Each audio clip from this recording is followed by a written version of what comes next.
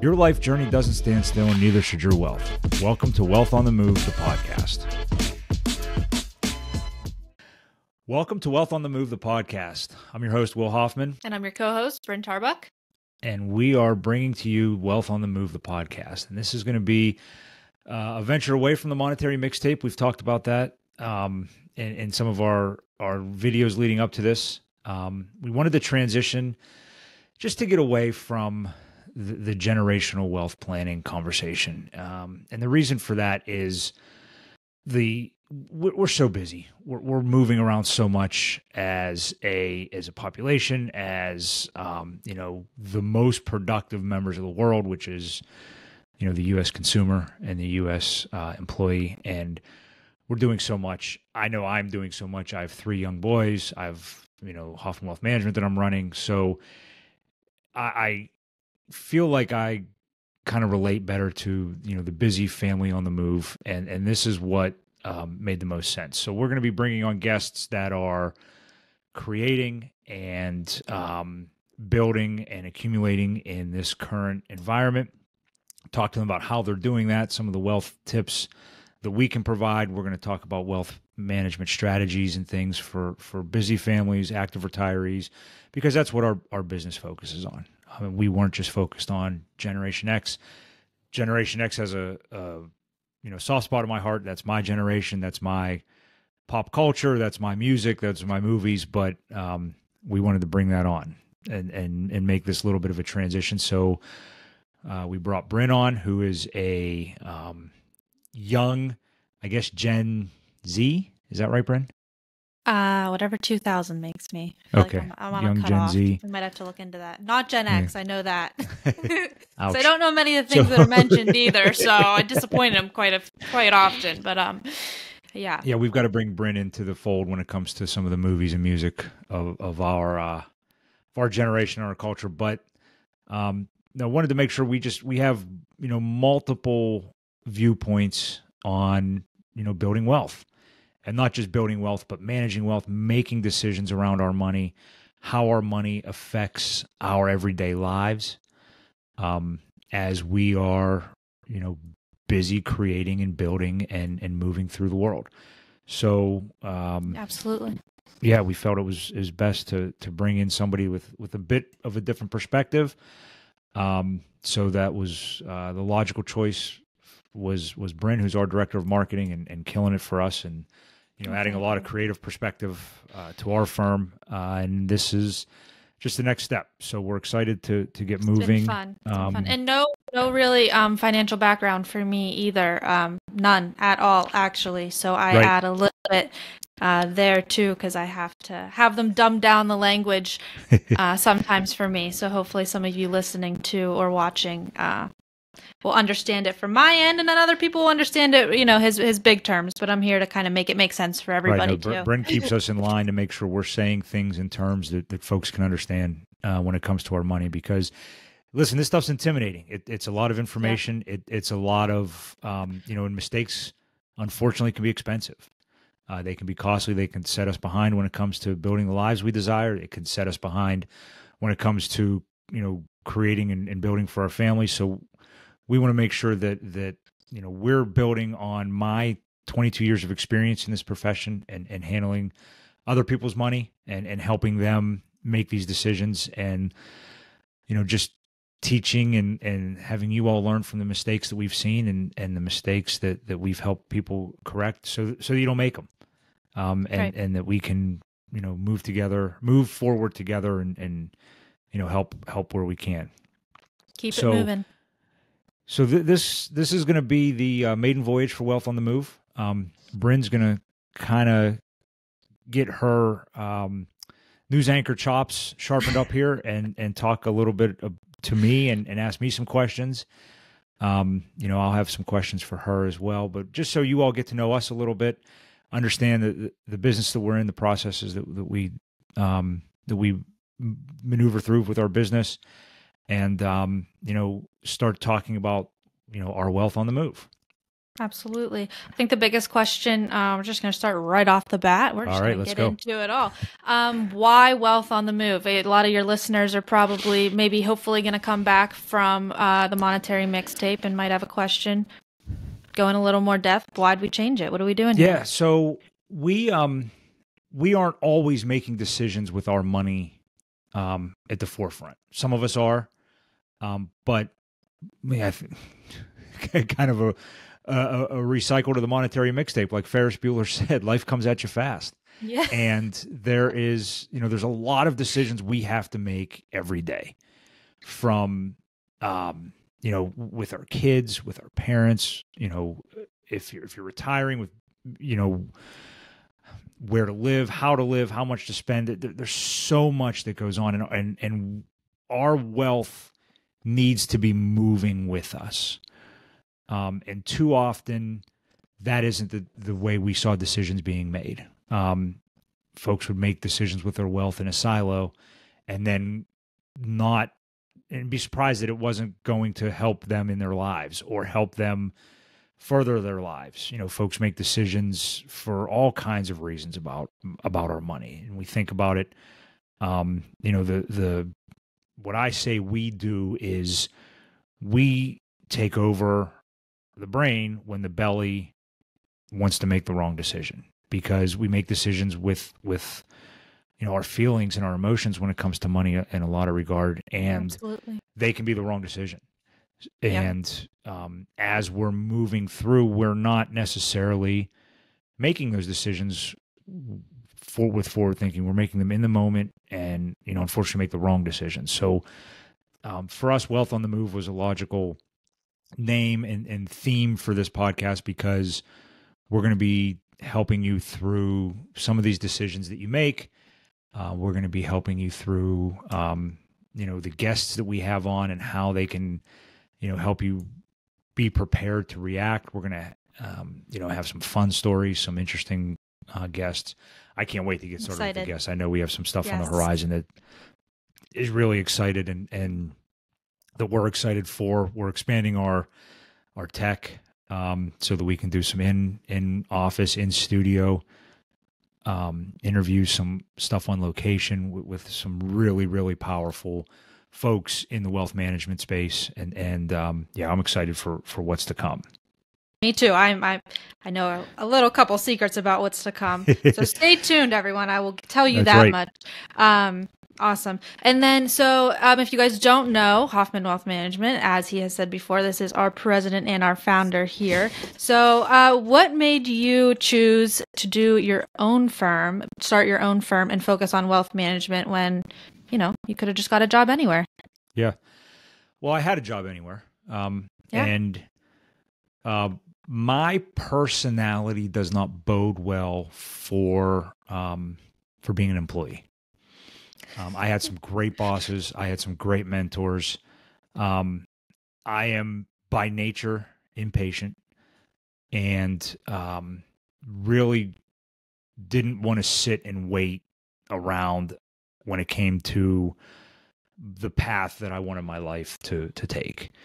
And for me, the only way to do that was to be in business for myself. I watched my father own his own business, who just celebrated 50 years in the insurance business. Awesome. And he had his own insurance agency, has his own insurance agency. So it was really the environment that I was raised in also. I saw the flexibility that came with that. I saw the, unfortunately, sometimes the lack of flexibility that comes with owning your own business. Yes. So it was a sacrifice I was willing to make. For me, for my family. It's kind of fun now seeing my boys, Liam's 13, Miles is 8, and Nolan just turned 6, but they're already of the mindset that they're going to own their own business. Liam. Yeah. They are. They have both ideas, and they tell you every day. He wants to be a photographer. Liam wants to be a photographer, and it's like the only way to do it is to do it on my own. And Miles has restaurant aspirations now at 8. I don't know how good his macaroni and cheese and chicken tender restaurant's going to be, but he's made a commercial. It looks pretty good. That's right. So that's awesome. I do think that part of being raised by a small business owner had a huge impact on that. But in addition, when I did have when I was an employee in the wealth management space, and with the first company I was with, it was a great company, tremendous reputation, still has a great reputation, has made it through, the evolution of wealth management. But to me, the focus was always the company. The focus was always a sales goal. The focus was always an income. And to me, the focus really turned away from who it should be focused on, which was our clients. It was a financial product sales job, not a financial advice career. And I wanted more of a financial advice career. I wanted to be my client's trusted advisor, our client's greatest advocate when it came to their money. And to me, charting my own path was just the best way to get that message across, and to accomplish that without the oppressive sales goals or product placement.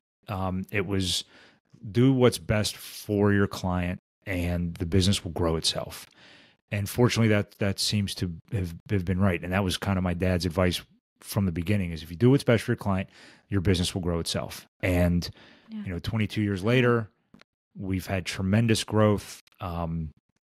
I feel like we've had tremendous relationships with our clients. We have become that ally and that advocate for our clients' money. Sometimes, more than that. There's times in the market and times in their lives where we become more financial psychologist than financial advisor. But absolutely. that's part of the job, and it's been a tremendous career. I'm really excited for the next 22 years, God willing, of this business. We've just added Brynn and Nico, two young. Nico's another advisor in our office. Brynn is handling our marketing for us and taking us to places that we really had not imagined. Katie is still our director of operations, and her and I talk all the time about how exciting it is, looking forward. Katie and I have been at this for 10 years together, and we are optimistic and excited about where the direction of Hoffman Wealth Management is heading, and I'm excited to get there. I'm excited to see how this process unfolds, and I'm excited to see 22 years from now what's been built for me to leave in the hands of everyone else and my boys maybe, and then enjoy the next chapter. That's right. And hopefully at your 50th business anniversary, we have Elbean Photography, and that's right. Maybe Miles will be catering. Miles will be the caterer. This will be great. Yeah, it's all going to work out. And there's no doubt that Nolan, my youngest, will be the one that's in charge of all of it. Yeah. He hasn't got there yet. He'll have some ideas here soon. I love that. And I'm very happy to be me and Nico joined. Like they said, they were a team of 2. Now we're grew to a team of 4. So it's been fun. Doubled in the last year, and it's been a lot of fun. It really has. Yeah, it's been fun to watch, been fun to be a part of. Maybe a little backstory for you all. So, if you go to work at Goldman Sachs, there's a pipeline to the Ivy Leagues, and they recruit heavily from Harvard and Yale, and the pipeline for Hoffman Wealth Management was Mrs. Hoffman's 5th grade class. Brynn and Nico were both in the same class, taught by my wife, Jamie. About a decade and a half ago, maybe not quite that, or maybe, about a decade or so Making ago. It sound a lot longer. And, I've known them for a while. Again, our mission here has always been, when it came time to hire folks, I wanted to hire on values first. So knowing Nico and Brynn, knowing, their families, knowing that the value system was there and was high, and knew we were getting good people. That was what was important first. Everything else can be taught. Everything else can be learned. But we want to make sure we have good people because we are managing people's money. Our value system is important. Well, and making sure that comes across in our marketing and in our conversations was really vital. So that was always, and Brynn, you probably remember the interview or the discussion was, values first. Values first was going to be. Yeah, because I was worried. I thought, I don't know anything about finances. Why are you going to hire me? I was like, I'm going to get fired on the first day. And he just kept repeating himself. That's not what I'm worried about. That's, what you need to know, I'll teach you. But I know who you are as a person, so that was important. That was, same thing with them, as I had known who they were for a long time. Liam, who he said is 13, was just maybe under a year old. Yeah, pregnant, right? Or had just had. Yeah, I think she was. Yeah. And my gosh, now he looks at me in the eyes. So it's times have changed, that's for sure. But yes, and you mentioned the mission. So how do you and what do you do that makes the podcast fit in with your mission for Hoffman Wealth Management? Our mission and our focus has always been working with busy families and active retirees.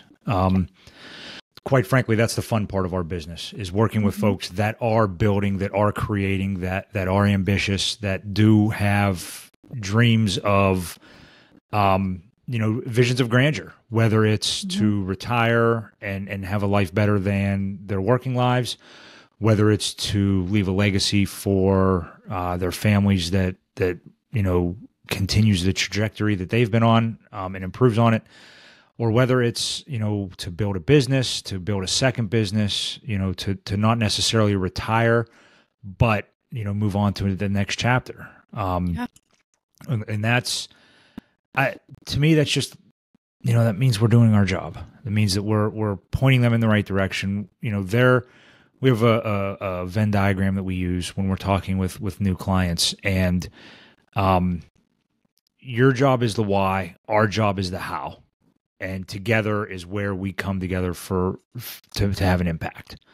So helping folks reach their why with our how, with our experience, with our knowledge, that's to me the most fun thing. Visiting clients, new business that they started, and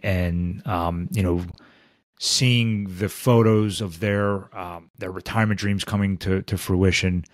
I love getting the photos from Alaska cruises and Ireland, and playing golf at St. Andrews, and their new business that they started to move into the next chapter of their lives.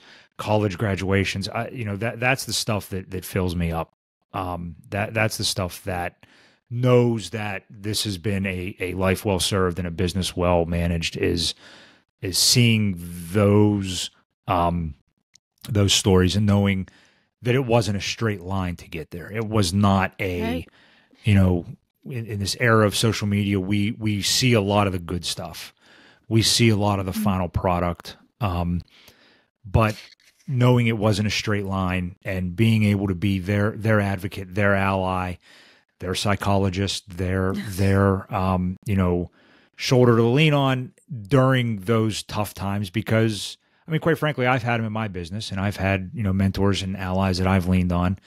My favorite image of entrepreneurship and owning your own business is the iceberg, where you see the tippy top, that's the success, but there's this massive chunk of ice underneath that was, all the work, all the sleepless nights. I love that. It's great to get the pictures at the top, but be a part of the stuff underneath. I've said all along, I missed the first few years of my career, and it was, it was hard. That's the only way to put it. It's hard. This business is not easy. This business is not, it's fun, but it's by no means easy. It's sleepless nights. It's long hours. It's time away from your family. It is, and that first few years when I didn't have a family, I didn't have a wife and kids, that for lack of a better, that grind was fun for me. Yeah. Part of me is kind of envious of Nico to get to go through that right now, because for me, that was fun. That was the grind that got helped you shape here. my career. Yeah. Yeah. And for me, that was fun. I don't know if I'd go back there, but it was, it was fun. It was a good time. Sleeping in my office and right. Early mornings, late nights. That to me was, I enjoyed that. I like that grind and that building process. You're still a grinder. And hopefully you're seeing, how this podcast meshes with what we do. You're getting to see, how we work with our clients and things. Absolutely. I mean, just started in April, so not too long ago. But the clients I've gotten to meet and stories I've heard about them are really cool. And just hearing you guys even talk about, things that they've done that you've been able to watch them do because of the help that, planning and things that you've put forth for them. And what I really like too is we say work with busy families and active retirees. There's a lot of this stuff I'm too busy. I can't plan for that right now. I can't do this. But when you sit them down and you actually talk to them, they plan it out. And then you get to follow them and watch everything that happened because they planned it out. Yeah. And didn't wait till the last minute. It's really cool, especially for me coming from a non-financial perspective at all. Right. And while we can look back over the impacts of, the last 4 years when it came to the pandemic and managing through that, to me, it has really given us and our profession no excuse to not be, that busyness conversation is out the window. We don't have to meet you in our conference room at 2 p.m. and hand you a paper folder to go through this process. Absolutely. That myopic way of doing business is behind us. I meet with folks at 9 p.m. via Zoom when I'm in my, in my dining room at home because, listen, 9 o'clock, everybody in my house is asleep. At 9 o'clock, everybody in their house is asleep, and they have time to, have these conversations. And, I guess when you love what you do, you don't work a day in your life. For me, it's not working. It's not the grind anymore. I enjoy doing it. And, talking with folks in different time zones, talking with folks, super early in the morning. To me, it's a labor of love. It's not folks feel like they get burned out. And there's tough weeks and there's times that I've said, man, it'd be nice to get away. But I've just never felt like I've been burned out. I feel like, I love what I do. It's never an imposition to, still work if I'm away, to work while I'm at the beach. My family is very supportive and, never given me any grief about taking a client call or taking a day away while we're on vacation to, to take care of a few things or travel with me to see clients or anything. So, it just has been it really has been a process of passion, I guess, that is, created, what we do. That's perfect for my next question here anyway. So since I've been here, like I said, hasn't been very long, but, I've loved getting to learn about and hear the history of your profession and the firm. So I just want to hear a little bit more about that from your perspective. Sure. So, I'll start with the profession because it sort of matches, Hoffman Wealth Management's trajectory. When I started 22 years ago, it was a financial product sales position, financial product sales job. You sold mutual funds, you sold annuities, you sold life insurance to folks. You tried to convince them they needed it. You tried to show them what life would be like without it. And, your life insurance was going to solve all of their problems, or your mutual fund was, kind of like shopping for a car. And if you buy this Toyota Camry today, all of your life's worries are going to fade behind you.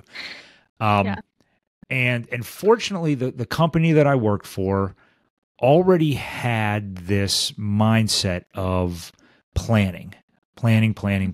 And I don't think the rest of the industry was there yet. They were pretty cutting edge and forward thinking when it came to coaching us into planning. Okay. And through the evolution of some regulatory changes, the profession has grown to, what's referred to as the best interest standard. And again, that may be more academic than necessary, but now we have to be using the products and services that are in our client's best interest. Well, the only way to determine if they're in our best interest is to do an element of financial planning with them so that they know this portfolio is what's going to help you achieve what you've said your goals are. This track of saving and this life insurance is necessary to protect what your goals are. And I know that it's been helpful for our clients. I know that the consumer is better off through these changes because now they understand why they own what they own. And that wasn't always the case. A lot of times early on in our business, we would be meeting with folks who say, I have this portfolio, but I don't know why. I don't know why I own this. I don't know why I have this annuity. I bought it because it was sold to me. Right. And, it's like I have a family of 5. It's like me going to buy a 2-door hatchback because that's what was sold to me. I can't use a 2-door hatchback. Yeah. Yeah. I have to have an SUV with 3 rows because I'm a big guy and I have, But you were told it was the best. Right. But that 2-door hatchback was going to solve all my problems if I bought it that day. Yeah. So it's the profession is in a better place. I love where our profession is. I love that that producer mentality and that sales mentality are kind of being left in history. But our profession has a wonderful history, some of a checkered history. But I love, we were just in Boston for the Invest in Others Gala, and the lobby of the hotel had an old stock ticker with the ticker tape cut up as an art installation. And it's really cool to see, wow. You used to have to, like a telegraph, send your stock trades in, and somebody ran around the street of the wall ran around Wall Street in the New York Stock Exchange and made your trades for you. So, wow. The history of our business has always fascinated me as well. Our industry has, like any industry, has scars of its past. We have the Bernie Madoff and the financial crisis and the Great Depression and, Black Monday in 87, but we've regulated ourselves. I think we've put a lot of that behind us. It does make the job harder. It does make our conversations harder. It makes clients' skepticisms rise, and justifiably so. Right. I don't think money. Yeah, it's their money, and they've worked hard to earn it. And other than their health, it's probably the most important thing to them, and justifiably so. Absolutely, and we have to take the approach as a doctor. Listen, it's not fun for a doctor to tell somebody we've got to operate. Who wants to get operated on? Who wants to get cut open? Nobody does. But it's in your best interest. Well, sometimes folks don't want to hear you're going to miss your goal unless we make some changes. It's a hard conversation, but we owe it to them to have that conversation, because if we don't get them to where they would like to be. And we have to forgive the pun, operate like a doctor. We have to have that mindset so we can help people. Doctors, I like to think they're very smart people that get into that line of work because they want to help people. Hopefully somebody thinks I'm a pretty smart guy, and I got in this line of work to help people. So that's and with Hoffman Wealth Management, again, it's 22 years, sharing a building with my dad's insurance agency. That's been a ton of fun. Most of the time it is. And I think it's been fun for him. I know it's fun for me watching my boys starting to mature and grow up, and I hope it's been fun for him to watch, and watch our business grow. As he starts to think about the next chapter and it's been fun. I own my business in the town I grew up in, and that's also a lot of fun. Folks seeing me being able to participate in the community a lot more and give back and bring in kids for work study opportunities and for internships, and we do some conversations at the local high school about money and helping them, just understand the decisions that they make, because, we'll talk a lot in future episodes how bad our financial education is, and how, how there's so much missing when we're in school, and to be a part of it, helping solve that is a lot of fun. Yes. Yes. Be nice to graduate high school and know how to write a check. Yeah. As long as you can square dance, that's what's important, right? Square dance and play the recorder. Taxes will figure itself out, right? Oh, man. All right. So before I just have some rapid fire questions I want to ask. Well, I have some for you too, because I want to make sure our listeners get to know Brynn a bit more too. So I'll let you go first, and then I'll go next. I don't have too many here. Okay.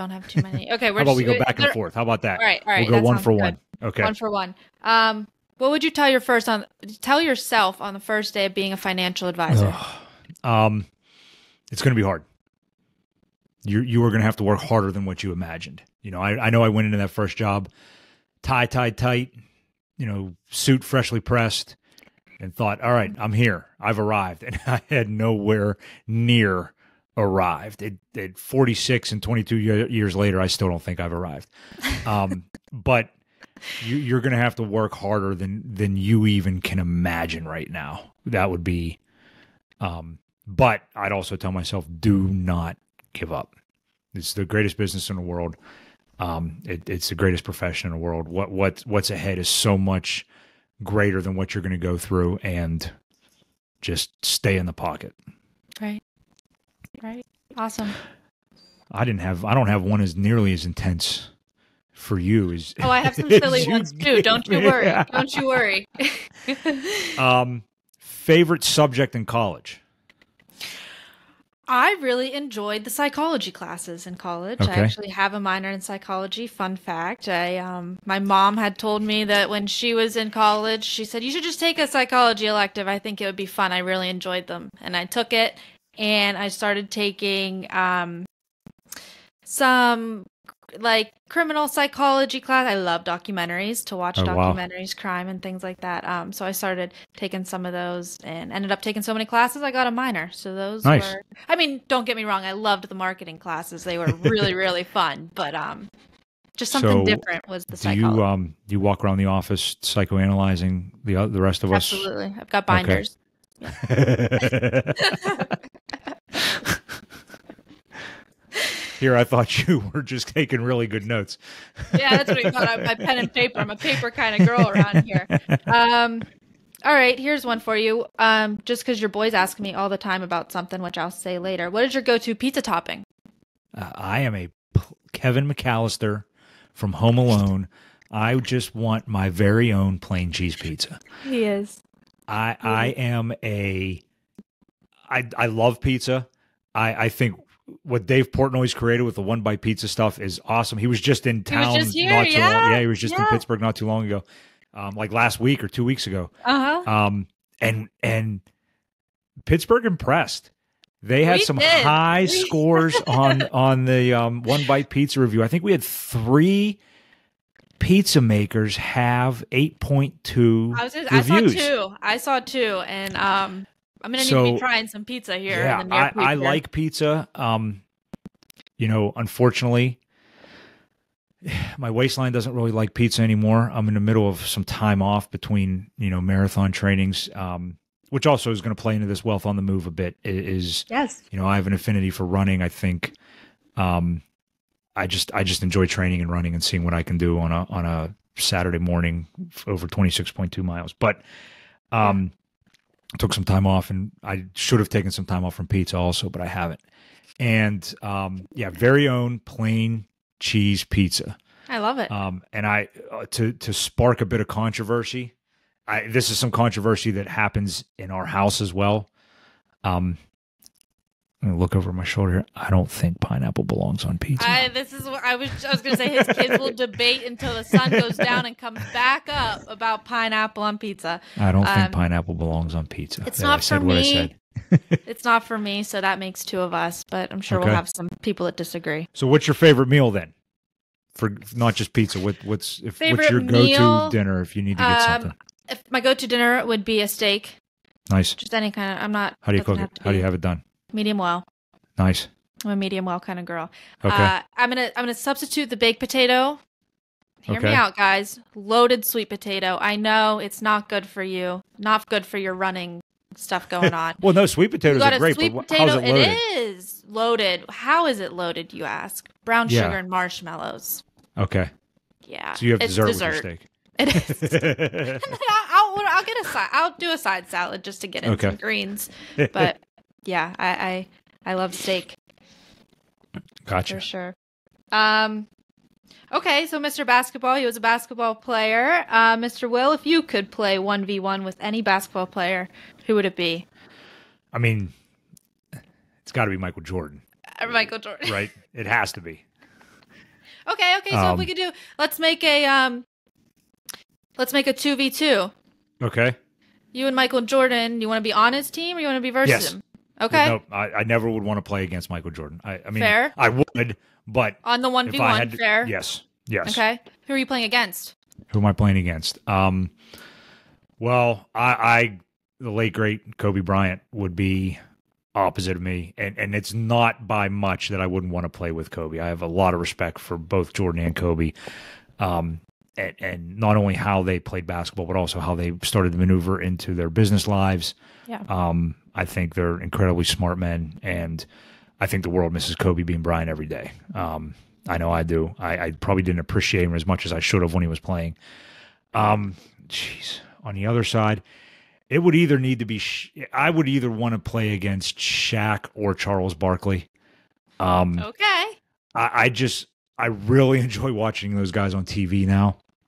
I think they have tremendous perspective on the world. Both seem to be very kind men, very giving men.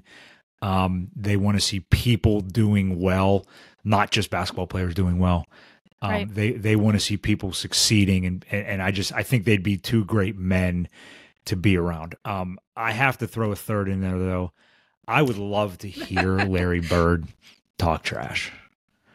I do. I know that there's a lot of stories about the way Larry Bird could dish out some verbal beatdowns, and I would love to be in a game and hear Larry Bird talk trash to whoever he was playing against, and it'd be fun to be me.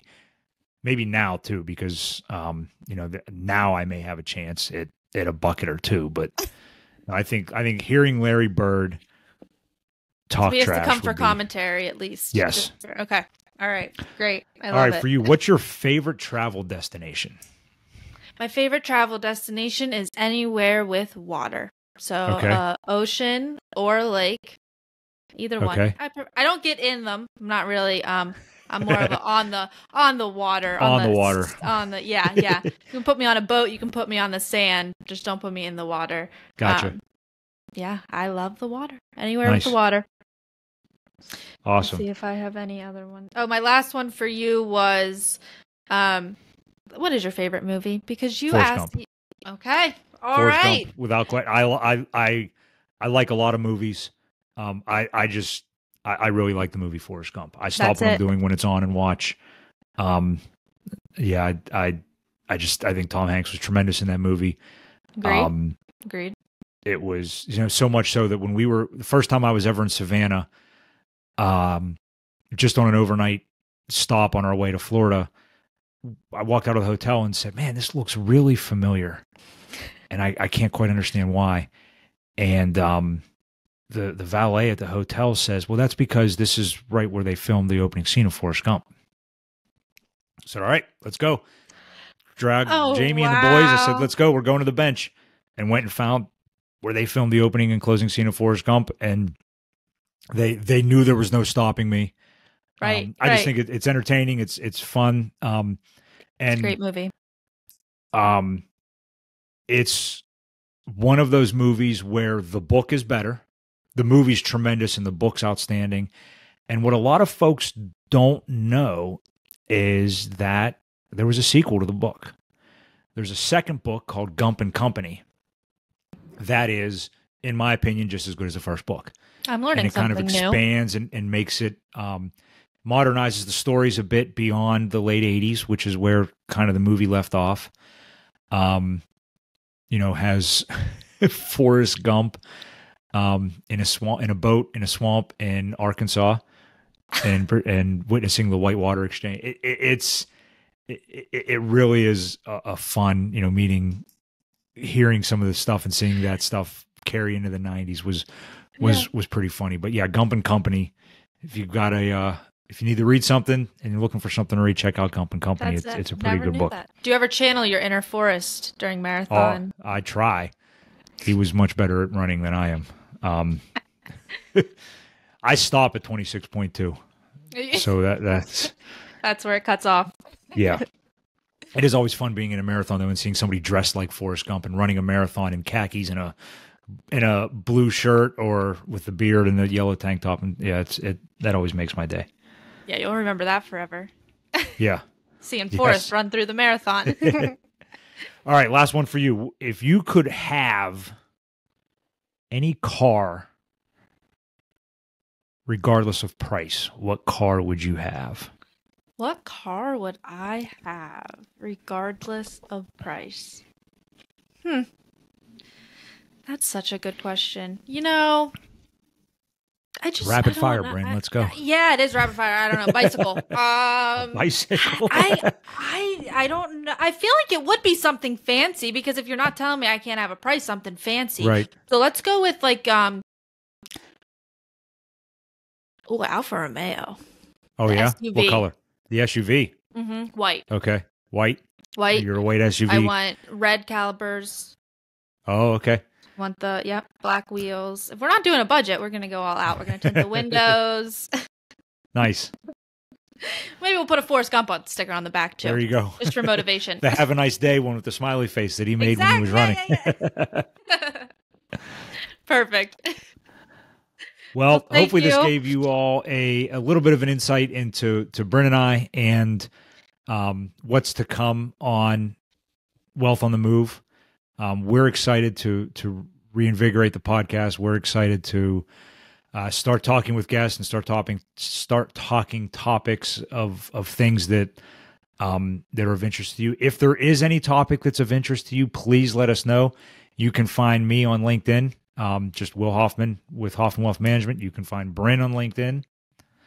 Yep, I'm just Brynn Tarbuck. You can also find our Hoffman Wealth Management. We have pages on LinkedIn and Facebook. You can head over to our website and find our email to contact us. Yes, or even if you have a question there, you can throw the question on the website and someone will get back to you. Yeah, any questions, any topics of interest, please let us know so we can start to do our research and answer what questions you have. But until next time, thank you so much for listening and watching, and we can't wait to see you again on Wealth on the Move. See you guys soon. The information covered and posted represents the views and opinions of the guest and does not necessarily represent the views or opinions of Hoffman Wealth Management. The content has been made available for informational and educational purposes only. The content is not intended to be a substitute for professional investing advice. Always seek the advice of your financial advisor or other qualified financial service providers with any questions you may have regarding your investment planning.